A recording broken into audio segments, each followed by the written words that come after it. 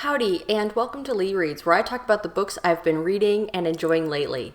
I'm not sure what happened to me in October, but I was able to read a lot of books. It was a pretty even split between fantasy and science fiction. A couple of the books that I read were ARCs, advanced reading copies, so I will save those for another video, but I did want to mention that I read these and discussion is forthcoming, but this may be a little bit long, so let's just start. The first book that I read was The Last Graduate by Naomi Novik. It came out last month. It is the third and final book in this trilogy, the Scholomance trilogy. There's not too much I can say about this book without spoiling the previous two. The series is about a girl who is in a magical school, but this is a very dangerous magical school where there are constantly mals, these malevolent beings trying to get into the school to eat the mana of all these young, flourishing wizards. It's not just about being in school. There's a larger plot at play, and the trilogy is also really great about looking at privilege and societal structures and how their system wound up the way that it is, and the inequity in it, and how that impacts how these kids are living in the school, and then also how they live once they graduate from the Scholomance, if they survive that long. It's, as I described it in the first time I talked about it, it's kind of a bonkers trilogy, but pretty fun if you just roll with it, and I do recommend the entire trilogy. The next book that I read was One Dark Window, which I did a reading vlog for. I also mentioned it in my autumnal reads video, so I won't talk about it too long, other than to say it is a dark adult fantasy that I did very much enjoy and read in only 1 or 2 sittings. So if a story about a young girl who gets embroiled in a plot to sort of right what's wrong with magic and with the political system, all while living with a monster in her head, sounds interesting to you, I would check out One Dark Window. There's a dash of romance in there as well. Some science fiction. I read Winter's Orbit. It came out a few years ago. It is an adult science fiction with a romantic twist, I guess, that is a pretty political story. The 2 main characters that we're following are in an arranged marriage in order to uphold some imperial treaties, but one of the main characters, their spouse just died, and actually they might have been murdered, so they are still kind of grieving, coming out of tragedy, but now politics must be satisfied, and it's extremely important to their planet that this marriage goes forward, and yet they come under investigation for the murder of their former spouse. That particular character has a sort of darker past, and meanwhile the other main character, the diplomat, he's like the least favorite grandson of the emperor of this planet, is very talkative, very great with people, very social, and is determined to get to the bottom of the death of his cousin who was married to his new partner. Anyway, so there's a lot of politics in this story, and I think how the characters were written were very good. Like the cavalier, social, talkative, charming aspect of the one character was balanced against the more reserved, kind of coming out of an abusive relationship aspects of the other character. But I think my favorite parts of the story were actually the world building that was introduced and some of the cool technology. I'm very much looking forward to the next book that this author is publishing, which comes out really soon, and it is set in the same universe, but following a totally different story with different characters. I will also mention that I finally finished Cytonic by Sanderson, which is the 3rd book in the Skyward series, which is his young adult science fiction series. That means I've caught up with my goal of finishing that series, except there's one novella after Cytonic I need to finish, and then I will be caught up and all ready to go for when Skyward 4, which I think is the last book, comes out whenever it comes out. I'm still really enjoying the series. The scope of it has definitely widened since the first book. That means that the book is focusing on different things, but I still am really interested in all of the things that Spensa, the main character, is learning, and I really want to see how everything wraps up.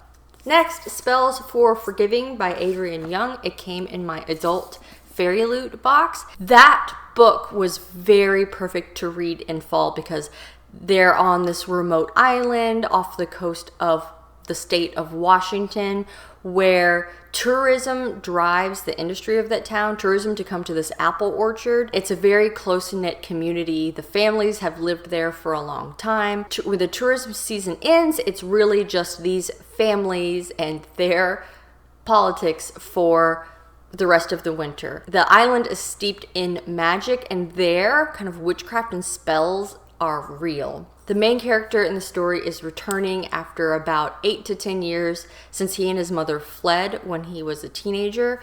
There was a really bad fire that happened on the island. There was the death of a girl, and the main character, August, was always just blamed for it, even though there was no evidence for it, and basically run out of town.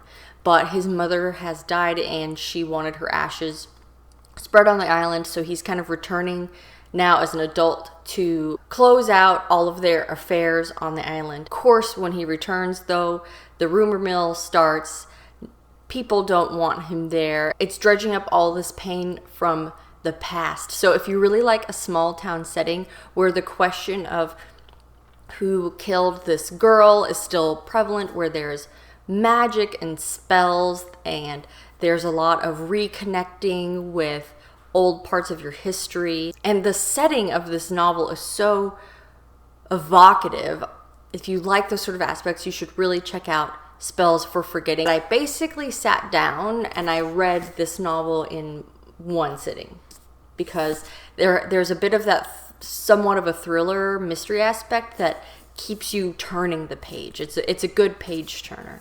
The big one that I finally read this month is BABEL. I did get the adult Fairy Loop version, which is a really gorgeous book by RF Kuang, who wrote The Poppy War. This book is about a man named Robin who is from China and was orphaned when he was very young and then taken by an English ward back to England to be trained in the art of translation so that he can enter the Translation Institute of BABEL in Oxford, and that is used to do magic. He's still considered an outsider to England, even though he spent most of his life at this point growing up in England. You start to see the impacts of colonization, how he and other people like him are being treated in England, and what England is trying to do with its stranglehold on this silver working magic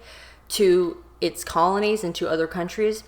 I mean, the book is called BABEL, or The Necessity of Violence, an Arcane History of the Oxford Translators' Revolution. So, revolution is in store.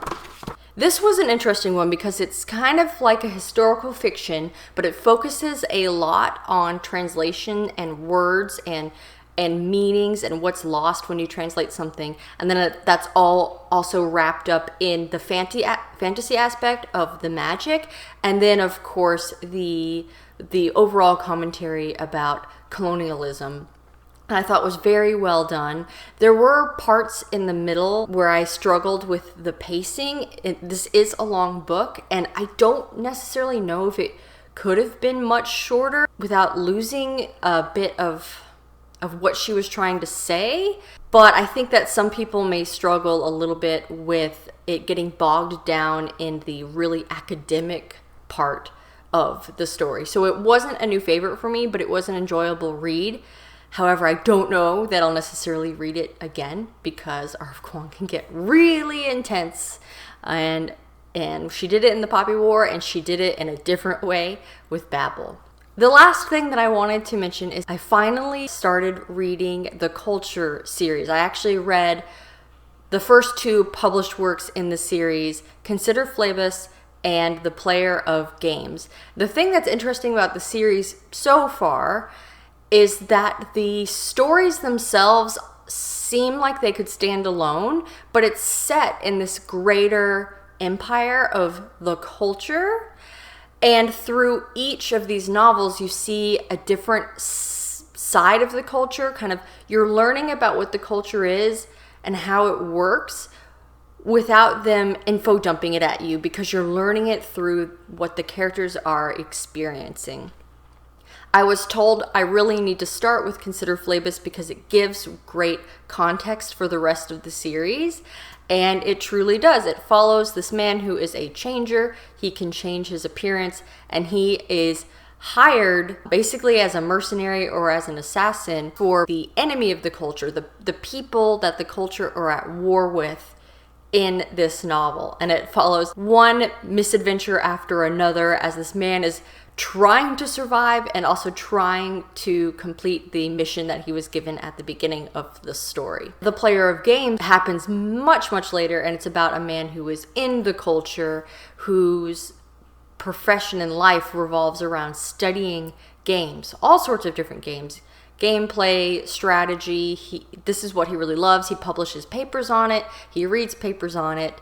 And he is basically invited by a separate political entity to enter into this game called Azad, but Azad is an empire and the stakes are the empire itself. Whoever ultimately wins the game becomes the emperor. So he goes to Azad. It takes many years to get there. He learns how to play as he goes. There's a lot of subterfuge involved because the culture and those sending him there, they don't want the empire of Azad to really learn much about the culture. So he gets there and he's basically exposed to that empire and starts playing the game. It's like a long tournament process and many things happen. This one was really, I liked this one more than Consider Phlebas.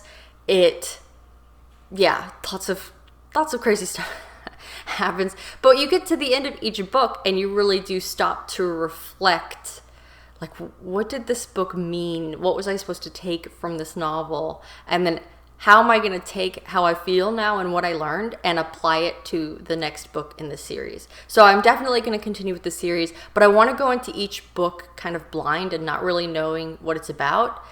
And just have the experience of reading the novel. I will mention that the culture is kind of controlled, orchestrated, not sure what the right word is, by minds, and this is very advanced, very smart AI. So AI entities in this world are their own beings. So that's a really cool spin on this science fiction world. Spans lots of time, lots of forethought, yet we're following these individual people in these empires. I think that is it for now. This video has no doubt gotten pretty long. I'm very pleased that I made progress on several of my series. For the most part, I really liked what I read this month. Please let me know if you have read any of the books that I talked about today and what you thought about them, or if you have them on your list to read. Do you think you're gonna bump that up now? And let me know what your favorite books from October were. And as always, don't forget to support your local library. Thanks.